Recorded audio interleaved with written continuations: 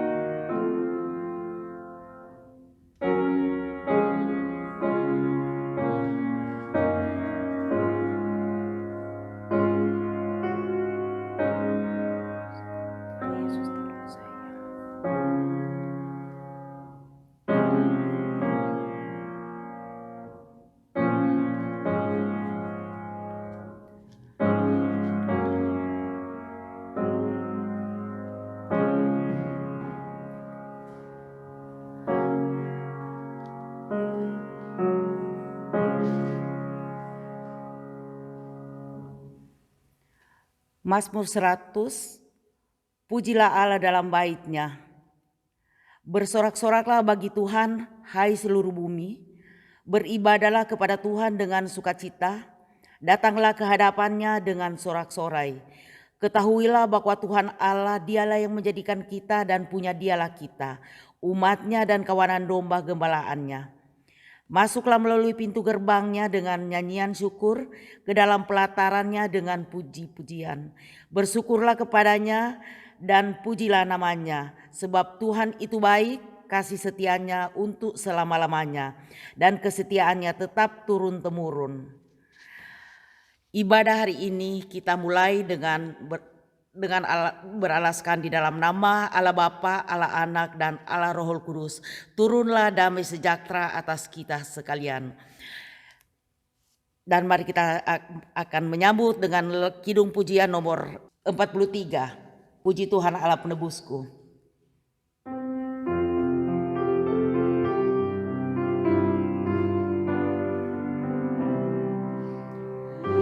Puji Tuhan, oh Allah penebusku, puji dan syukur ku bawa padamu. Di hadapan Tuhan aku bersujud, dengan sukacita aku memujimu. Ku menyembah dan memuji Allah Bapa, di bawah naungan-Mu ku aman selalu. Bahaya menyerangku, Kau tak tinggalku. Radarku menang. Ayat ketiga. Ku bersyukur dengan segenap hatiku, pujianku naikkan ke hadirat-Mu, dan dengan kuasa-Mu yang melindungiku, padamu ku puji selamanya. Mari kita bersatu dalam doa. Tuhan Allah Bapa yang Maha Besar, Allah Bapa yang Maha Murah, pengasih dan penyayang. Tuhan, kami sangat bersyukur pada siang hari ini kalau kami masih bisa diberi kesempatan untuk datang bersujud di hadapan hadirat-Mu yang kudus. Tuhan, biarlah Engkau senantiasa menyertai kami, membimbing kami, dan pimpinlah ibadah kami dimulai dari permulaan, pertengahan hingga akhir hanya terjadi di dalam nama Tuhan Yesus Kristus. Terpujilah Engkau kekal selama-lamanya. Mari kita masuk pada glory party. Hormat diberi bagi Bapa. Hormat diberi bagi Bapa, Anak, dan Roh Kudus, dari mula sampai sekarang dan seterusnya. Termulia, amin.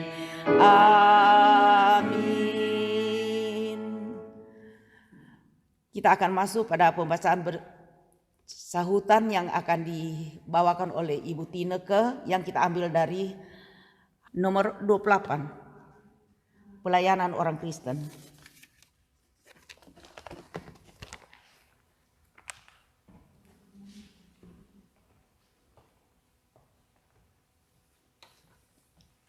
Ya, bacaan pelayanan orang Kristen.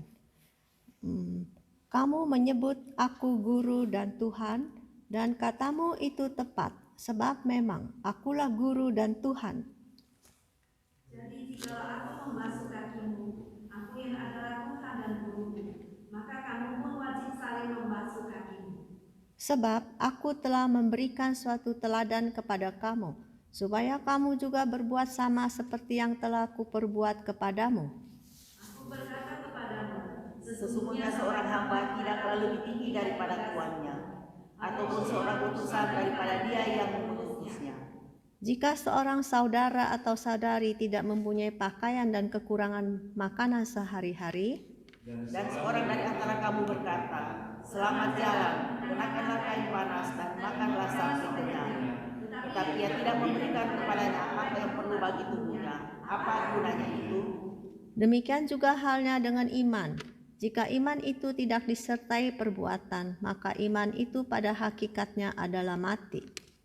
Segala sesuatu yang kamu kehendaki supaya orang berbuat kepadamu, perbuatan jika tidak pada mereka, itulah hukum Taurat dan kitab para nabi. Janganlah kita jemu-jemu berbuat baik, karena apabila sudah datang waktunya kita akan menuai, jika kita tidak menjadi lemah. Karena itu selama masih ada kesempatan bagi kita, marilah kita berbuat baik kepada semua orang, tetapi terutama pada kawan-kawan kita yang seiman.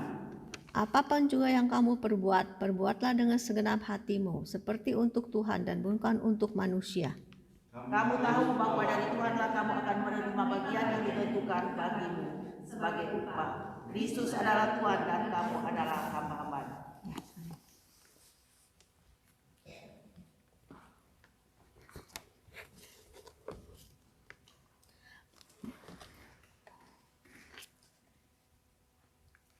Mari kita masuk pada pujian nomor 144, Firman Hidup. Nomor 144. Lagu pujian nomor 144.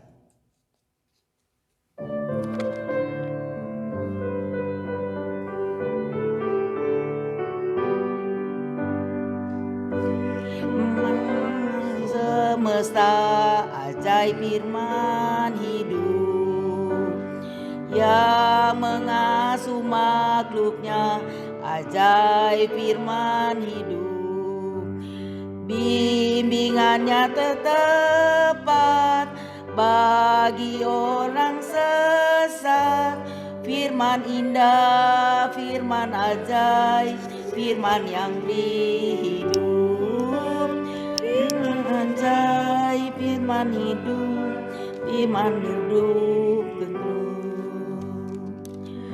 Firman mulia, ajaib firman hidup, menyampaikan karunia, ajaib firman hidup. Oleh darah kudus dosamu ditebus. Firman indah, firman ajaib, firman yang beri hidup. Firman indah, firman hidup, firman hidup. Ayatnya yang ketiga, beritakanlah Injilnya, ajaib firman hidup, yang beri damai sentosa, ajaib firman hidup. Yesus Kristus Tuhan yang beri pengharapan, firman indah, firman ajaib, firman yang beri hidup. Firman indah, firman ajaib, firman yang beri hidup. Saya undang saudara-saudara untuk bangkit berdiri. Kita akan masuk pada pengakuan iman rasuli.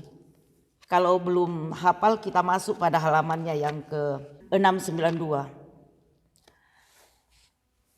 Kalau sudah siap, mari kita akan bacakan sama-sama. Pengakuan iman rasuli. Aku percaya pada Allah, Bapa yang Maha Kuasa, Khalik langit dan bumi, dan kepada Yesus Kristus, anaknya yang tunggal Tuhan kita, yang dikandung daripada Roh Kudus, lahir dari anak darah Maria, yang menderita sengsara di bawah pemerintahan Pontius Pilatus, disalibkan, mati dan dikuburkan, turun ke dalam kerajaan maut. Pada hari yang ketiga bangkit pula dari antara orang mati, naik ke sorga, duduk di sebelah kanan Allah, Bapa yang Maha Kuasa, dan dari sana dia akan datang untuk menghakimi orang yang hidup dan yang mati. Aku percaya pada Roh Kudus, gereja yang kudus dan am, persekutuan orang kudus, pengampunan dosa, kebangkitan tubuh, dan hidup yang kekal. Amin. Kita akan masuk pada doa syafaat. Kami minta kesediaan dari Pak Saud.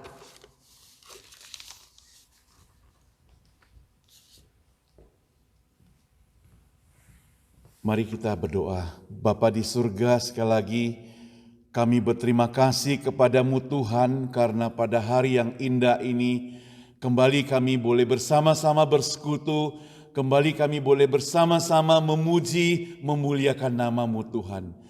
Kami sekali lagi bersyukur karena kesempatan demi kesempatan Tuhan berikan kepada kami.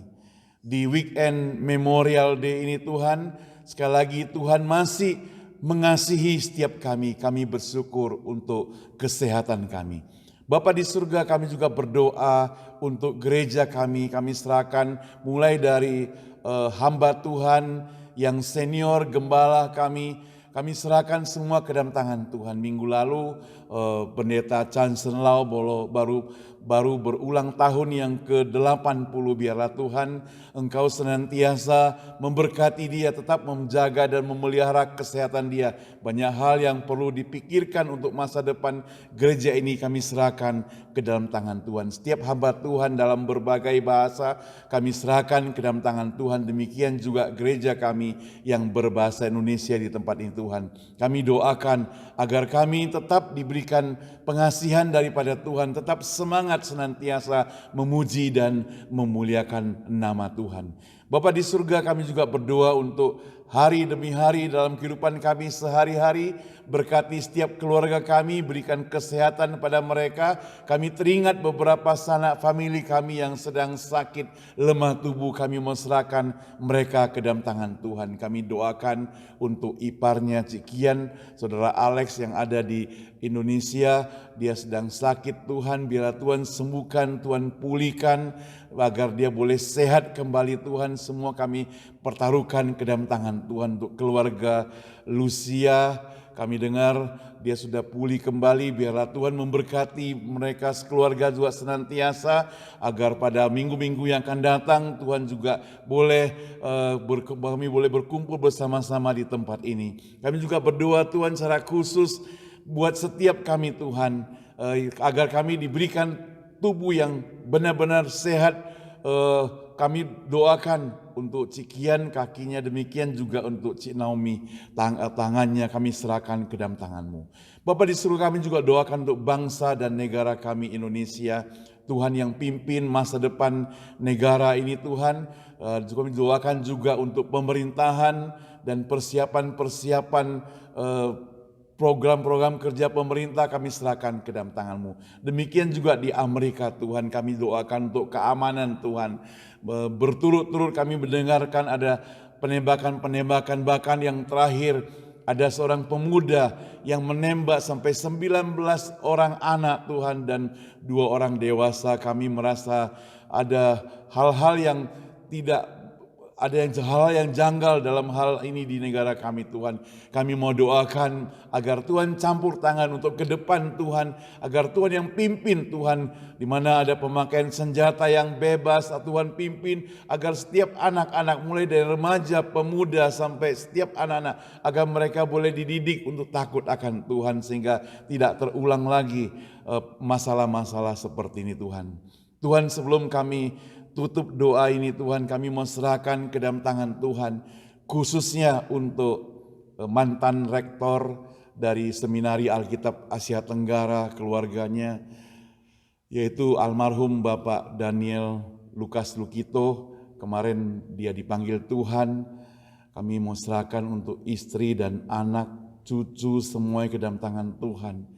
Saat ini mereka dalam suasana duka sampai pada hari Kamis baru dikuburkan. Biarlah Tuhan yang memberikan penghiburan untuk segenap keluarga, segenap alma mater dan semua mahasiswa alumni yang merasa kehilangan ini Tuhan.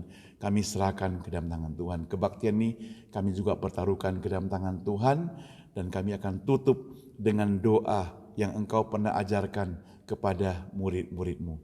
Bapa kami yang di surga, dikuduslah namamu, datanglah kerajaanmu, jadilah kehendak-Mu di bumi seperti surga. Berikanlah kami pada hari ini makanan kami yang secukupnya, dan ampunilah kami akan kesalahan kami, seperti kami juga mengampuni orang yang bersalah pada kami. Dan janganlah bawa kami ke dalam pencobaan, tetapi lepaslah kami dari yang jahat, karena Engkau yang punya kerajaan dan kuasa dan kemuliaan sampai selama-lamanya. Amin. Dipersilakan duduk kembali. Saya kembalikan pada Ibu Naomi. Sebelum kita masuk dalam firman, baiklah kita masuk dalam pujian nomor 417. Seperti rusa rindu sungainya. 417.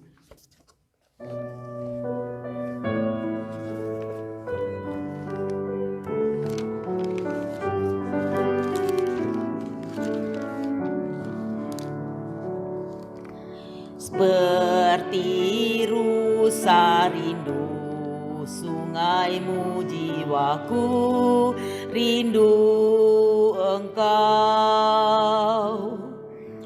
Kaulah Tuhan hasrat hatiku, ku rindu menyembah-Mu. Engkau kekuatan dan perisaiku, kepadamu rohku berserah. Kaulah Tuhan hasrat hatiku, ku rindu menyembah-Mu. Yesus, Yesus, Kau berarti bagiku. Yesus, Yesus, Kau bergalanya bagiku. Kami undang Ibu Susan untuk melanjutkan pelayanannya.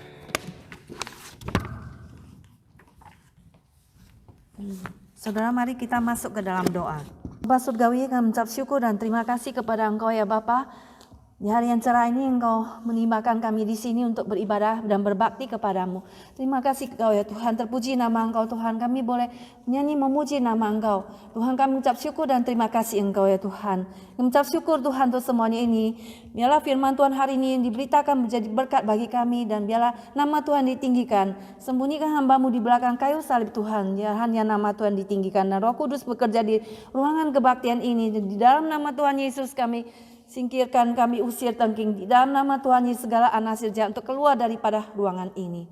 Hanya di dalam nama Tuhan Yesus Juru Selamat kami hidup, kami berdoa. Amin. Mari kita membuka Alkitab kita di dalam Kisah Para Rasul pasal yang pertama, ayatnya yang ke-1 sampai 11. Kisah Rasul pasal 1 ayat pertama sampai 11. Mari kita baca secara bersama-sama.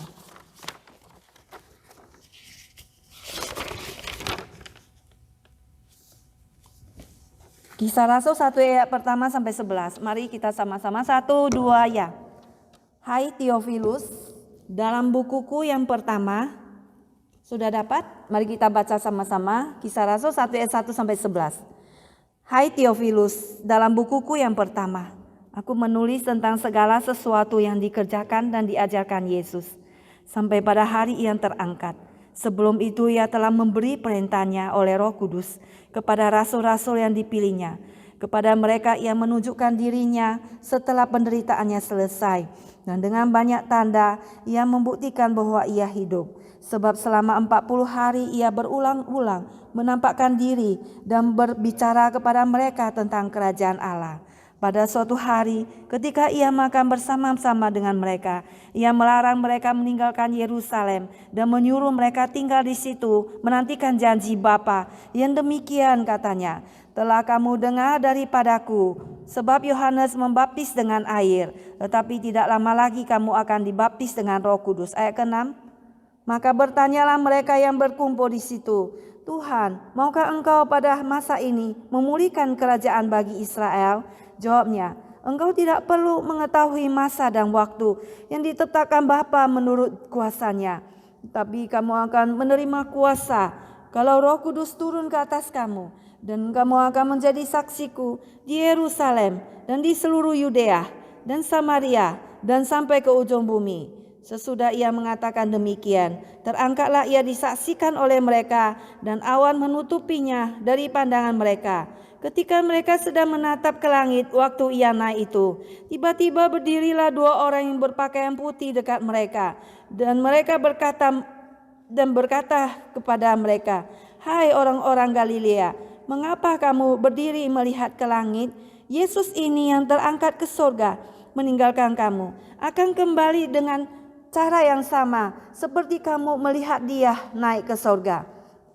Demikianlah firman Tuhan. Tema hari ini adalah bersaksi bagi Kristus, menjadi saksi bagi Kristus. Nah, setelah Yesus bangkit pada hari yang ketiga, maka selama 40 hari dia berulang-ulang memperlihatkan diri kepada murid-muridnya, ya, supaya untuk membuktikan bahwa dia hidup. Dan juga dia berulang-ulang memberitakan kepada mereka tentang kerajaan Allah. Dan juga dia mendapati murid-muridnya yang sedang terkurung di dalam ruangan itu, dan memberikan damai sejahtera kepada mereka, dan memberitakan supaya mereka jangan takut kepada orang-orang Yahudi pada waktu itu, dan meniupkan kepada mereka Roh Kudus adalah suatu konfirmasi bahwasanya tidak lama lagi, di dalam 10 hari lagi mereka akan menerima Roh Kudus. Pada waktu Yesus mau meninggalkan murid-muridnya, dia berkata, tidak lama lagi kamu akan dibaptis dengan Roh Kudus. Yaitu 10 hari lagi, yaitu pada hari Pentakosta. Maka pada waktu itu murid-murid mendekati Yesus dan bertanya, "Ya Tuhan," pada waktu Yesus mereka akan berpisah dengan murid Tuhan Yesus. Maka murid-murid bertanya, "Tuhan, maukah engkau pada waktu ini memulihkan kerajaan bagi Israel?" Di dalam pertanyaan ini murid-murid masih belum mengerti akan kedatangan Tuhan Yesus. Yaitu mereka berpikir bahwa Tuhan Yesus akan datang memulihkan kerajaan Israel yang pada waktu itu dijajah oleh bangsa Romawi.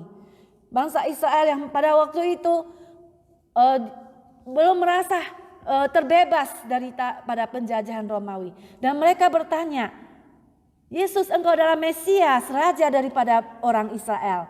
Kenapa engkau tidak menjadi raja bagi kami dan membebaskan negara kami dari penjajahan Romawi?" Dan pada waktu pertanyaan daripada orang murid-murid kepada Yesus itu, maka Yesus menjawab kepada mereka, "Engkau tidak perlu mengetahui masanya.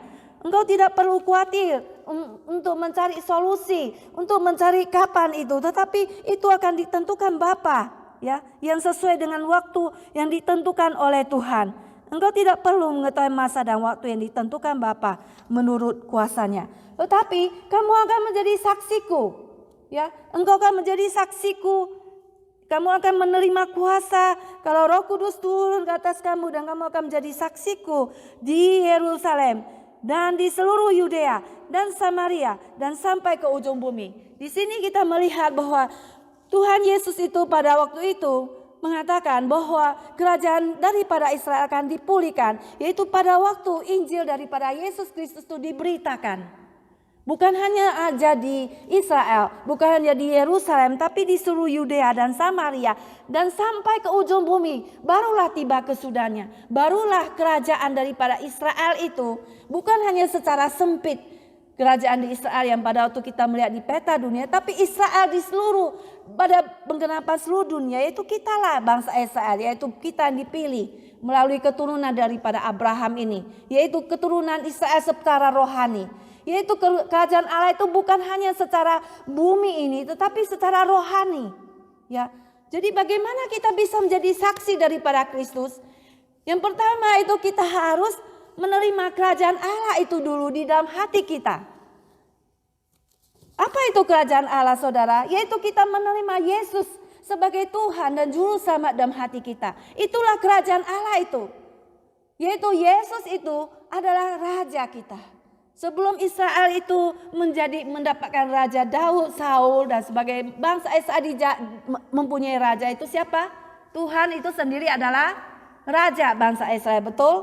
Benar nggak? Raja itu daripada Israel adalah Tuhan sendiri, tetapi Israel tidak cukup, mereka tidak satisfy, mereka ingin memiliki raja seperti bangsa-bangsa sekitarnya. Maka dipilihlah Raja Saul. Tapi Raja Saul juga tidak memenuhi kebutuhan atau tidak memenuhi syarat sebagai seorang raja.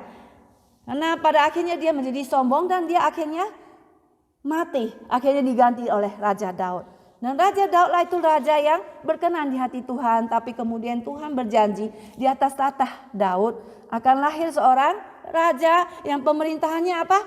Kekal, turun temurun, tidak akan berakhir. Siapakah itu rajanya? Yaitu Yesus Mesias, raja daripada Israel yang bersifat kekal.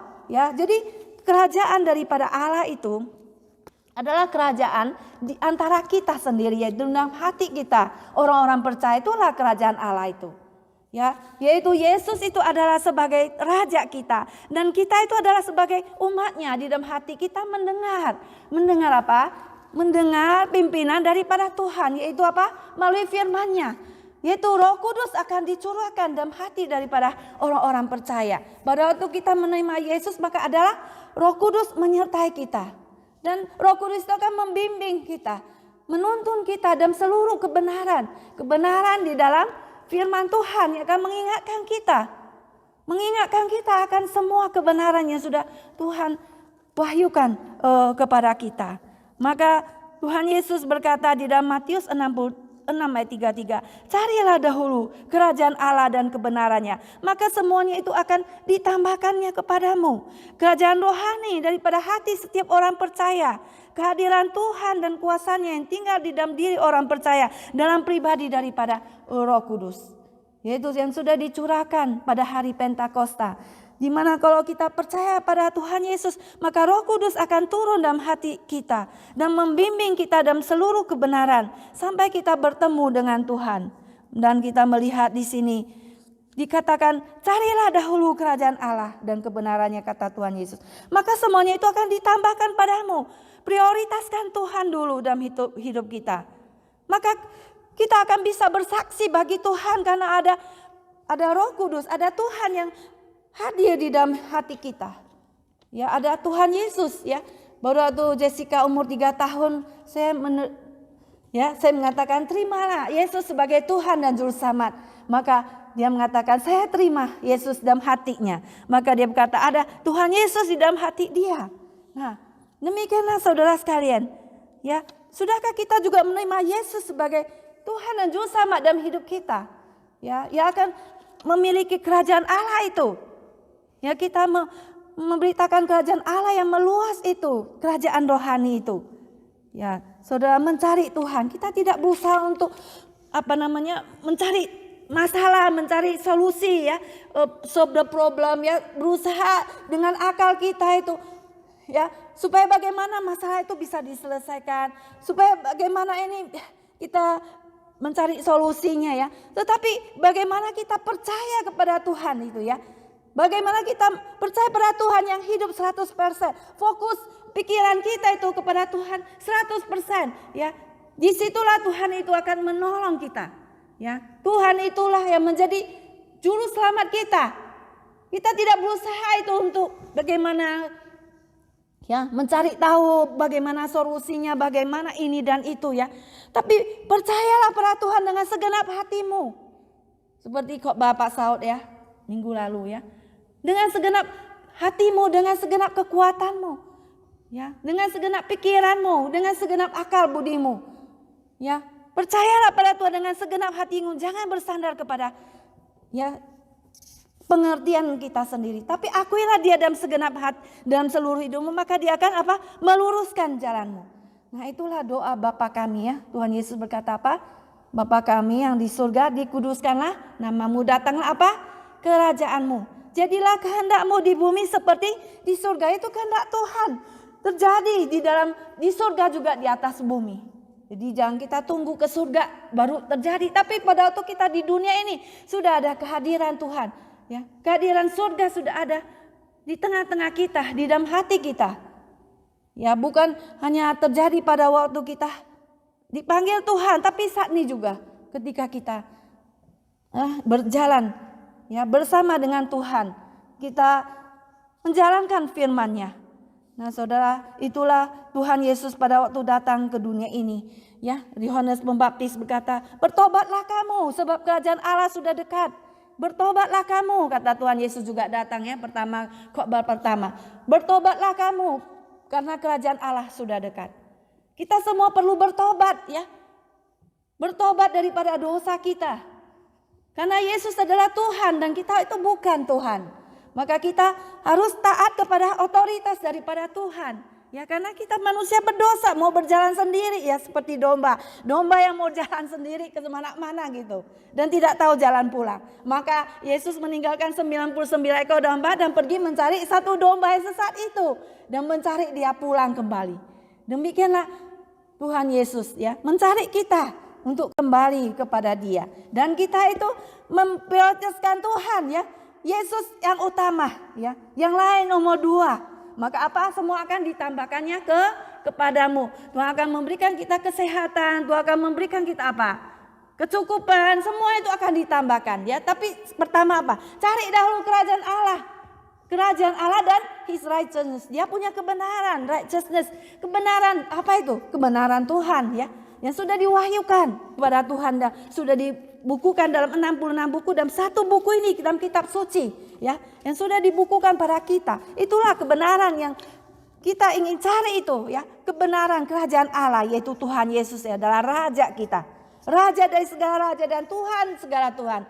Maka kita menjadikan Yesus, menerima Yesus sebagai Tuhan dan juru selamat kita, maka kerajaan Allah itu hadir di tengah kita.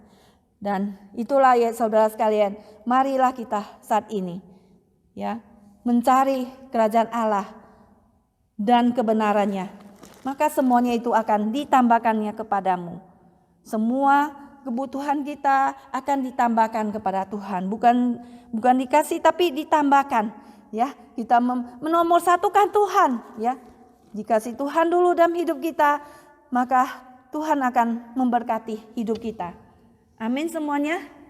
Mari saudara kita menerima Yesus sebagai Tuhan dan kita akan menjadi saksi Tuhan bahwa Yesus itu hidup di tengah-tengah kita. Dia ada di tengah-tengah kita dan Dia menjadi Tuhan dan juru selamat kita.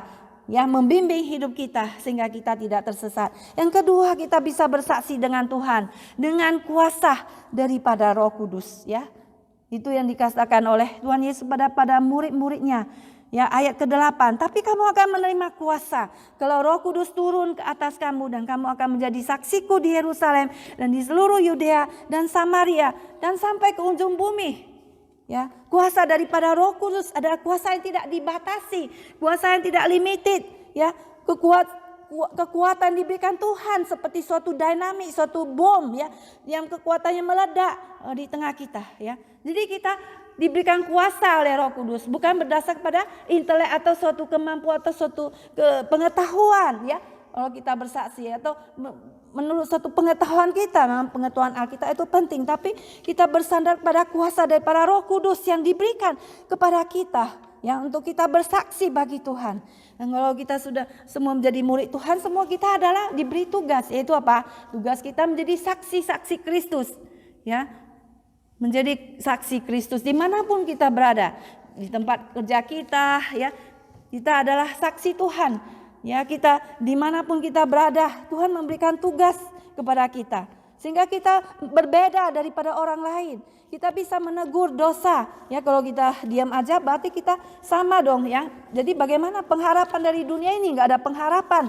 Karena kita juga sama dengan orang dunia. Tapi kita mau memberitakan kebenaran. Ya, kita mau jadi saksi Kristus sehingga kita itu boleh membawa teman-teman kita datang pada Tuhan. Ya, maka Tuhan memberikan kuasa daripada Roh Kudus kepada kita, menyertai kita kemanapun kita berada. Itu tugas penting yang sudah Tuhan berikan pada kita, menjadi saksi Kristus. Jadi kita anak Tuhan, kita itu tidak bebas, tapi kita diberikan tugas ya, berdasarkan semua karunia yang Tuhan berikan pada kita. Kita itu membawa teman-teman kita datang pada Tuhan. Ya, maka di dalam Yohanes 16, mari kita melihat Yohanes pasal 16 ayat yang ke-7. Yohanes pasal 16 ayat ke-7. Mari kita baca secara bersama-sama. Yohanes pasal 16 ayatnya yang ke-7.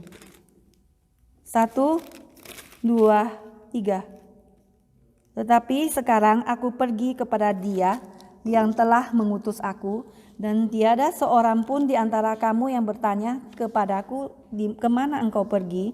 Tetapi karena aku mengatakan hal itu kepadamu, sebab itu hatimu berduka cita. Namun benar yang kukatakan ini kepadamu adalah lebih berguna bagi kamu jika aku pergi. Sebab jikalau aku tidak pergi, penghibur itu tidak akan datang kepadamu. Tapi jikalau aku pergi, aku akan mengutus Dia kepadamu. Dan kalau Ia datang, Ia akan menginsafkan dunia akan dosa, kebenaran dan penghakiman. Akan dosa karena mereka tetap tidak percaya kepadaku, akan kebenaran karena aku pergi kepada Bapa, dan kamu tidak melihat aku lagi. Akan penghakiman karena penguasa dunia ini telah dihukum. Ya. Masih banyak hal yang harus kukatakan kepadamu, tapi sekarang kamu belum dapat menanggungnya. Tapi apabila Roh Kudus datang, yaitu Roh kebenaran, Ia akan memimpin kamu ke dalam seluruh kebenaran, sebab Ia tidak akan berkata-kata dari dirinya sendiri, tapi segala sesuatu yang didengarnya itulah yang akan dikatakannya, dan Ia akan memberitakan kepadamu hal yang Dia akan datang. Dan Ia akan memuliakan aku, sebab Ia akan memberitakan kepadamu apa yang diterimanya daripadaku. Nah, Roh Kudus itulah yang mewahyukan kitab suci. Dia akan memberitakan kepadamu apa yang akan harus Dia beritakan kepadamu. Nah, Roh Kudus datang menginsafkan kita akan dosa, ya, yaitu dosa karena apa? Karena tidak percaya kepada Tuhan Yesus, ya. Kalau kita respon kita yang salah pada Tuhan Yesus adalah apa? Kita membawa dosa kita sampai ke surga. Kalau kita membawa dosa kita pada waktu kita meninggal, kita akan apa? Kita tidak akan diselamatkan. Maka respon yang salah pada Tuhan Yesus adalah dosa yang paling besar. Karena kita apa? Menginjak-injak darah anak domba yang telah menyucikan dosa kita. Maka kita dikatakan akan dosa karena mereka tetap tidak percaya kepadaku, ya. Jadi Roh Kudus datang mengisapkan kita, ya, akan dosa. Bahwa tidak percaya pada Tuhan Yesus adalah berdosa. Karena apa? Karena Yesus sudah mati bagi kita, ya. Yesus mengasihi kita, memberikan darahnya, mencucurkan darahnya bagi kita. Dan kita harus mengasihi Tuhan, ya. Karena Tuhan telah menyucikan dosa kita. Tuhan Yesus telah membebaskan kita dan memberikan kita hidup yang kekal. Maka dosa yang terbesar adalah karena tidak percaya pada Tuhan. Akan apa lagi? Akan kebenaran karena aku pergi kepada Bapa dan kamu tidak melihat aku lagi. Akan penghakiman karena penguasa dunia ini telah dihukum. Siapa? Iblis itu telah dihukum. Jadi saudara, Yesus telah menang, ya, dan Dia pergi kepada Bapa, duduk di sebelah kanan Allah Bapa, menjadi pendoa syafaat bagi kita. Dan Yesus akan datang lagi, ya, untuk menghakimi orang hidup dan yang mati. Dan Yesus itu akan menjadi apa? Hakim yang adil pada waktunya, pada hari kiamat. Nah, demikianlah saudara sekalian, Yesus dikatakan kita menjadi saksi bagi Tuhan dimanapun kita berada. Dan saksi kita itu mempunyai suatu lingkaran makin lama makin jauh, makin lama makin besar. Yaitu di apa? Yerusalem, di Yudea dan Samaria, dan sampai mana? Ke ujung bumi. Nah, ayat ini melukiskan suatu lingkaran yang meluas, yaitu yang mulai dari secara geografis, yang dari Yerusalem, Yudea sampai ke ujung bumi. Dan Injil Allah belum mencapai tujuan terakhirnya kalau kita juga belum memberitakan Injil, kabar keselamatan kepada teman-teman kita, kepada saudara-saudara family kita, kepada tetangga-tetangga kita. Dan kalau kita belum, maka kita belum mencapai tujuan yang Tuhan ingin kita lakukan di atas dunia ini. Nah saudara, pastikan kita juga membawa teman-teman kita datang pada Tuhan, mendengar kabar sukacita. Pastikan kita juga membawa mereka untuk menerima Tuhan Yesus, bahwa Yesus telah mati dan bangkit bagi mereka. Yesus telah menjadi juru selamat bagi kita. Dan ada penghukuman bagi dosa-dosa kita kalau kita tidak terima Tuhan karena dosa-dosa kita belum diampuni. Nah saudara, marilah kita juga mau dipakai Tuhan, menjadi saksi bagi Tuhan dengan kuasa daripada Roh Kudus. Karena dengan Roh Kudus kita berdoa bagi orang sakit, ya, hati mereka dijamah oleh Tuhan. Padahal kita berdoa, hati mereka dijamah, kita memberitakan firman Tuhan, hati mereka dijamah oleh Tuhan. Ya, pada waktu kita berdoa maka iblis itu diusir keluar, ya, dengan kuasa daripada Tuhan. Nah saudara, mari kita mau dipakai Tuhan. Pada waktu Yesus naik ke surga, ya, dia memberikan pesan kepada kita supaya apa? Memberitakan Injil. Mari kita melihat Matius pasal berapa? 28 ayat ke-19.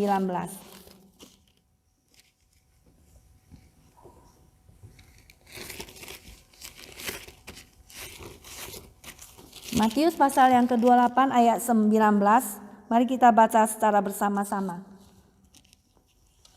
Matius pasal 28 ayat ke-19 atau mulai daripada ayat 18 ya. Matius pasal 28 ayat 18, 1, 2 ya. Yesus mendekati mereka dan berkata, "Kepadaku telah diberikan kuasa di surga dan di bumi. Karena itu pergilah, jadikanlah semua bangsa muridku dan baptislah mereka dalam nama Bapa dan Anak dan Roh Kudus. Dan ajarlah mereka melakukan segala sesuatu yang telah kuperintahkan kepadamu. Dan ketahuilah, aku menyertai kamu senantiasa sampai kepada akhir zaman." Nah, inilah pesan daripada Yesus sebelum dia naik ke surga, supaya kita apa? Menjadikan semua bangsa murid daripada Tuhan Yesus. Kita belajar daripada firman Tuhan, menjadi murid pengikut Yesus, ya. Dan kita akan, kalau kita mengabarkan Injil, kita menyampaikan firman Tuhan, maka ada apa? Tuhan menyertai kita sampai kepada apa? Akhir zaman. Tuhan Yesus menyertai kita dimanapun kita berada. Dan pada waktu Yesus naik ke surga, maka matanya melihat kita yang ada di bumi ini. Ya, dia menjaga kita dimanapun kita berada. Ya, Tuhan Yesus beserta dengan kita dimanapun kita berada. Pada waktu kita mengabarkan Injil, memberitakan firman Tuhan, ya, supaya kita tidak malas untuk memberitakan Injil. Tuhan itu akan segera datang lagi. Ya, karena apa? Yesus tidak hanya disaksikan murid-muridnya, ya, naik ke surga. Yesus adalah Allah, yang anak Allah yang menjadi manusia. Disaksikan murid-muridnya, Yesus naik ke atas surga, bukan menghilang aja begitu. Oh, di mana Tuhan Yesus? Enggak kelihatan. Ada ya, pada waktu itu murid-murid 11 orang itu melihat Tuhan Yesus naik ke surga dengan tubuhnya, kemuliaannya, tubuh kemuliaan naik sampai ke langit. Ya, itu membuktikan Yesus itu adalah Allah. Dan murid-muridnya menyembah dia. Dan semuanya melihat ke atas, ya. Jadi kita perlu mengabarkan Injil bahwa Yesus itu adalah Tuhan yang datang menjadi manusia untuk menebus dosa kita, sehingga kita diselamatkan oleh Tuhan. Dan pada waktu itu, ya, ketika mereka melihat ke atas, dua malaikat datang. "Mengapa engkau melihat ke atas terus? Yesus ini yang datang dari surga, dia akan datang lagi dengan cara yang sama seperti yang kamu lihat sekarang ini." Jadi Tuhan Yesus akan datang lagi dari surga, dia akan turun lagi ke atas dunia ini menjadi hakim bagi seluruh umat manusia. Jadi Yesus itu adalah apa? Juga akan menjadi hakim, ya, akan menjadi hakim bagi semua kita ini. Maka kita akan apa? takut ya dan gentar di hadapan Tuhan, dan kita akan apa? Melakukan perintah daripada Tuhan sebelum melakukan amanat agung ini ya. Yaitu pesan daripada Tuhan Yesus pada kita, dia naik ke atas surga ya. Apa pesannya? Ya, Yesus naik itu menjadi doa pensyafaat bagi kita. Yaitu dia berdoa bagi kita, doakan, oh saya yang lemah ini loh imannya, ya dia doa pada Bapa supaya Tuhan memberikan kekuatan pada kita. Dan Yesus adalah pengantara antara Allah Bapa dan manusia, yaitu antara manusia, yaitu kita yang berdosa dengan Allah, itu ada pengantara, itu Yesus yang menjadi pengantara kita, doa syafaat bagi kita. Dan Tuhan Yesus itu ya menyertai kita kemanapun kita pergi. Pada waktu Yesus itu duduk di sebelah kanan Allah, karena dia sudah selesai mengadakan penyucian dosa. Di dalam Ibrani pasal 1 ayat 3 mengatakan, setelah dia selesai menyucikan dosa, setelah selesai dia melakukan karya penyelamatan, maka tugas daripada Tuhan Yesus sudah selesai, maka Yesus naik ke surga. Dan itu membuktikan Yesus tidak berdosa. Dia melakukan apa yang telah dia selesaikan dengan baik dan dia naik ke surga. Maka Injil keselamatannya adalah kabar baik yang harus kita sampaikan kepada semua orang. Supaya mereka mendapatkan apa? Keselamatan. Kenapa? Karena Yesus itu adalah Tuhan. Dan Yesus akan menjadi hakim pada waktu akhir zaman. Dia akan datang kembali untuk kedua kalinya. Jangan hanya kita aja berdiam diri melihat ke langit ya. Jangan kita hanya menopang tangan dan tidak melakukan apa-apa. Karena Yesus sudah selesai mengampuni dosa kita. Dia sudah menjadi pengantara antara Allah dan manusia. Dan dia yang tidak berbuat dosa telah dibuat dosa menjadi kita. Karena kita supaya kita didamaikan oleh Allah. Dan kita sudah didamaikan ya. Kita itu menjadi orang percaya, kita adalah sudah didamaikan. Maka kita adalah jalan masuk ke surga. Bukan karena penyakit kita disembuhkan, tapi kita sudah didamaikan oleh Allah. Nah, itu yang paling penting. Kita didamaikan oleh Allah dan kita mau juga membawa kabar perdamaian itu kepada orang-orang sekitar kita. Dan Yesus akan datang lagi untuk kedua kalinya. Maka kita melihat bahwa kita harus bersiap-siap ya menghadapi kedatangan Tuhan Yesus yang kedua kali. Jadi kita tidak berpangku tangan, kita tidak berdiam-diam saja, tapi kita apa? Menjadi seorang yang aktif, tidak menjadi seorang yang penakut, tapi kita menjadi seorang yang apa? Yang berani. Karena apa? Karena kita sudah diberi kuasa Roh Kudus di dalam hati kita. Maka kita menjadi orang yang takut, tapi kita berani lagi menghadapi dunia ini karena kita diberi kuasa Roh Kudus oleh Tuhan. Ya, kita bisa mengalahkan setan karena ada apa? Ada Tuhan Yesus dalam hati kita. Kita bisa mengalahkan kuasa dosa. Jadi kita tidak takut lagi. Karena roh dalam kita, roh yang ada di dalam kita lebih besar daripada apa? Roh yang ada di dalam dunia ini. Maka kita lebih keras, kita berani mengabarkan Injil. Karena orang yang menerima Yesus, mereka akan diselamatkan. Hidup mereka akan diubah.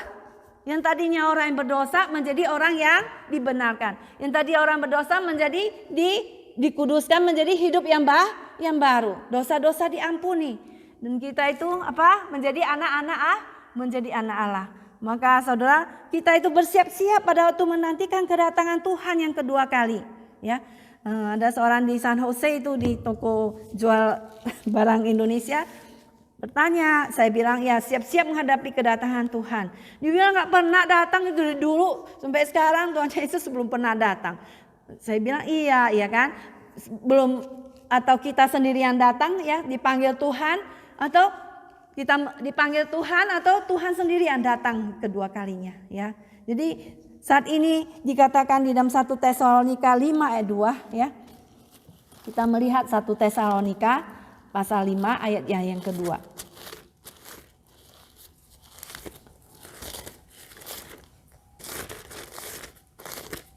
1 Tesalonika pasal 5 ayat kedua. Sudah dapat? Kita baca bersama-sama. 1 Tesalonika pasal 5 ayat kedua. 1, 2, 3. Karena kamu sendiri tahu benar bahwa hari Tuhan datang seperti pencuri pada malam. Jadi hari Tuhan itu datang ya seperti pencuri, tidak ada yang tahu. Ya, tiba-tiba datang Tuhan Yesus itu. Ya, tidak ada yang tahu. Ya, kapan Tuhan Yesus datang kedua kali nggak ada yang tahu. Jadi seperti pencuri yang datang di malam hari, maka kita harus apa? Berjaga-jaga supaya rumah kita itu tidak dibongkar oleh pencuri. Ya, rumah kita itu kita tidak kedapatan, ya, tidak bercelah di hadapan Tuhan. Kita tidak kedapatan seperti perempuan yang 10 perempuan itu, ya, 5 perempuan yang bijak dan 5 perempuan yang bodoh. Yang bijak itu apa? Dia ada apa? Ada minyak dan ada apa lagi? Ada oil dan ada apa? Ada lem, ya. Dia ada apa? Ada pelita, ya. Dia mempunyai minyak dan ada lampunya di dalam pelitanya yang menyala itu, ya. Dan pada waktu Tuhan itu datang ketok-ketok pintu, maka perempuan yang bijak itu segera membukakan pintu bagi pengantin itu yang datang itu, ya. Jadi bagi tuan rumahnya yang datang itu. Demikian 5 perempuan yang bodoh itu pada waktu tuannya pergi jauh, ya, apa yang terjadi? Mereka tidur, ya, tidur dan pengertian tidak mawas diri, tidak bersiap-siap, tidak melakukan pekerjaan Tuhan, tidak waspada, sehingga mereka tidak sadar, ya. Pada waktu tuan rumah ketok pintu, apa yang terjadi? Mereka ada minyak, ya, tetapi tidak ada pelitanya. Minyaknya juga sudah habis. Maka perempuan yang 5 itu datang, aduh, tolonglah yang kasih kami minyak, ya, karena pelita kami padam pada waktu ini karena gak ada minyak. Maka jawab perempuan yang bijaksana ini, ya, kami juga cukupan aja, tidak bisa berikan kepadamu, ya, kamu cari sendiri. Ya, akhirnya yang 5 perempuan yang bijak itu menyongsong tuan yang datang itu. Tapi perempuan bodoh itu dia pergi membeli minyak, tapi sudah apa? Sudah terlambat, ya, sudah ketinggalan. Demikianlah kita juga sebagai orang percaya, kita bersiap-siap. Kita tidak tahu kapan hari Tuhan datang, ya. Seperti yesterday kemarin itu kita punya ketua yayasan Saat, seminari Alkitab Asia Tenggara, ataupun dia adalah mantan rektor kehormatan di Saat. Dia baru umur mungkin 60-an, ya, tapi dia seorang yang aktif, ya, Tuhan menulis dan sebagainya. Tapi tiba-tiba kita dengar dia dipanggil Tuhan, ya, serangan jantung. Tapi demikianlah saudara, kita harus siap-siap menghadapi kedatangan Tuhan, ya. Kita harus ready dan pengertian, kita harus selalu waspada. Di dalam terang daripada Tuhan, kita selalu mempunyai hubungan yang intim dengan Tuhan, ya. Kita selalu kedapatan tidak bercelah di hadapan Tuhan, sehingga Tuhan datang, kita kedapatan, ya, seperti pencuri, dan kita itu diambil oleh Tuhan dan kita sudah ada di hadapan Bapa di surga. Dan saudara sekalian, mari kita melihat kepada Matius pasal yang ke-24.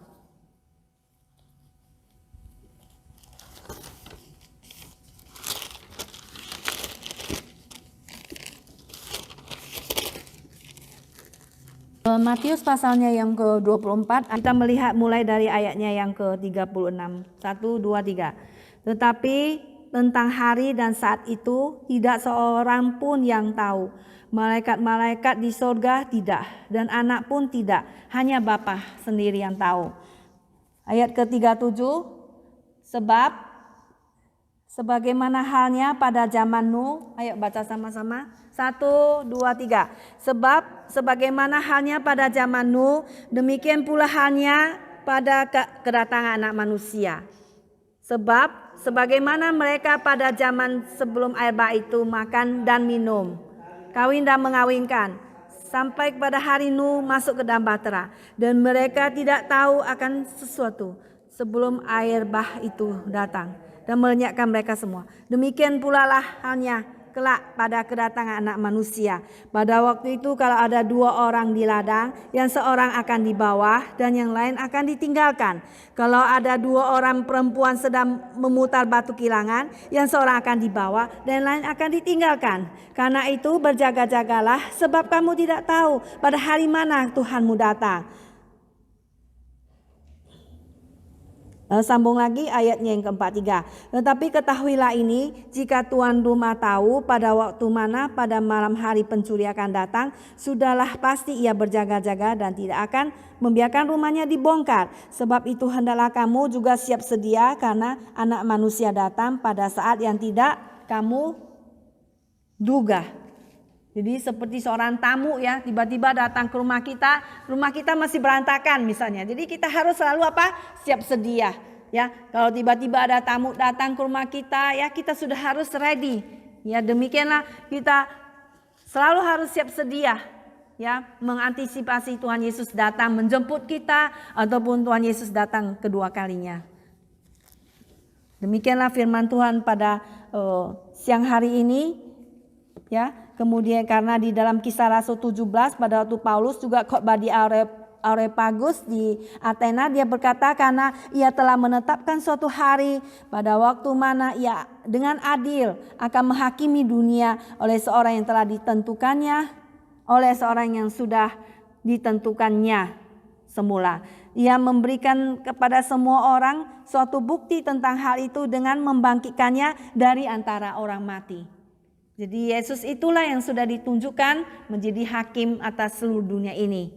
Ya, maka kita memberikan kabar baik kepada semua orang. Mari kita masuk ke dalam doa. Bapa di dalam surga, tolonglah kami ya Bapa, untuk kami boleh siap sedia menghadapi hari kedatangan-Mu yang kedua kali. Karena kami memperingati hari kebangkitan-Mu Tuhan kami yang lalu. Engkau naik ke surga ya Tuhan Yesus, disaksikan oleh murid-murid-Mu. Dan Engkau akan datang lagi dengan cara yang sama seperti Engkau naik ke surga Tuhan. Bila Tuhan tolong kami pada waktu kedatangan-Mu yang kedua, di renggang waktu ini Tuhan,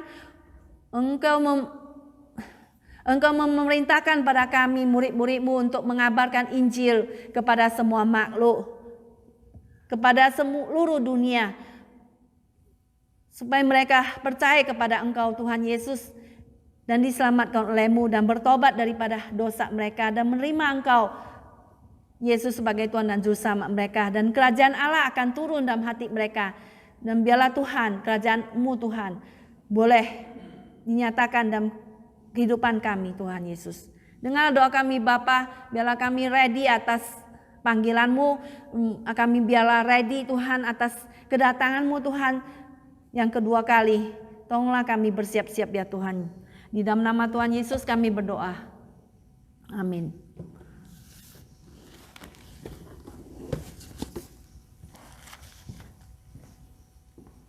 Terima kasih untuk Ibu Susan yang sudah melayani kita pada siang hari ini. Dan kalau tadi kita sudah dilayani dengan firman Tuhan, dan kini tiba saatnya untuk kita melayani akan pekerjaan Tuhan. Kita masuk dalam persembahan dan kita akan menyanyi dari Kidung Pujian nomor 322, Ke Tempat Yang Lebih Tinggi. Ayat yang kedua nanti saya minta Saudara Kian untuk menjalankan persembahan. 322 ya. Jalan ke tempat tinggi, makin tinggi setiap hari. Meski lemah ku berdoa agar Tuhan memimpinku. Tuhan tetapkan kakiku dalam imanku dekatmu. Lebih tinggi ku merindu ke tempat yang lebih tinggi. Hatiku takut dan gentar, dunia ini bukan rumahku. Biar mereka yang tinggal, ku jalan ke tempat tinggi. Tuhan tetapkan kakiku dalam imanku dekatmu. Lebih tinggi ku merindu ke tempat yang lebih tinggi. Ku bebaslah dari dunia, meski iblis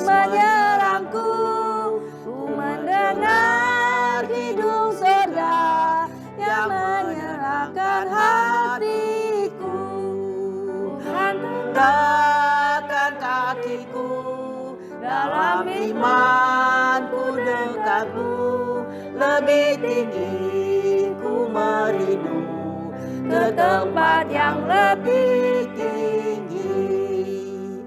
Ku diangkat ke angkasa, masuk surga indah mulia. Jiwaku tetap berdoa, bawalah ku besertamu. Tuhan tegakkan kakiku, dalam imanku dekatmu, lebih tinggi ku merindu ke tempat yang lebih tinggi. Mungkin ada berita gereja, kami minta kita akan masuk dalam doa persembahan. Saya minta kesediaan dari Saudari Teddy. Saya undang bangkit berdiri.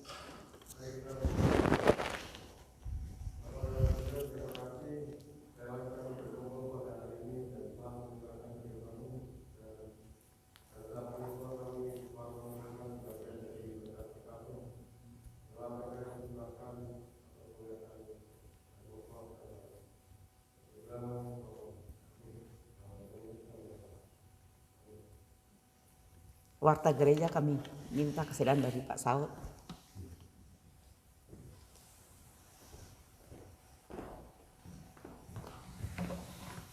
Sekali lagi selamat datang semua, selamat beribadah di tempat ini.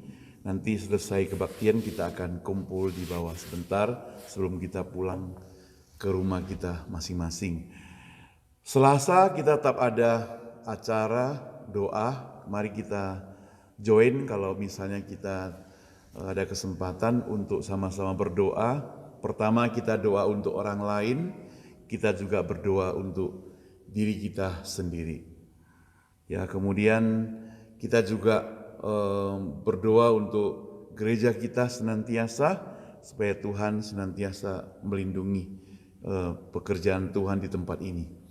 Besok ada Memorial Day ya, ada Ibu Lydia undang kita untuk sama-sama rayakan Memorial Day di rumahnya.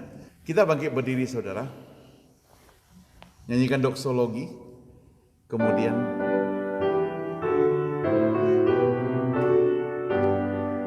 puji Allah Bapa Putra, puji Allah Roh Kudus, ketiganya yang esa. Pohon selamat sumber berkat. Amin. Jemaat sekalian, terimalah berkat Tuhan, kasih dari Allah Bapa, anugerah dan keselamatan dari Yesus Kristus, pertolongan dan penghiburan dari Roh Kudus menyertai kita, memberikan kita tubuh yang sehat, menyertai pekerjaan kita, menyertai keluarga kita, bahkan memberikan kita kerohanian yang lebih mencintai Tuhan hari ini, besok, dan sampai selama-lamanya. Amin. Amin. Amin. Amin. Amin. Dipersilakan duduk kembali.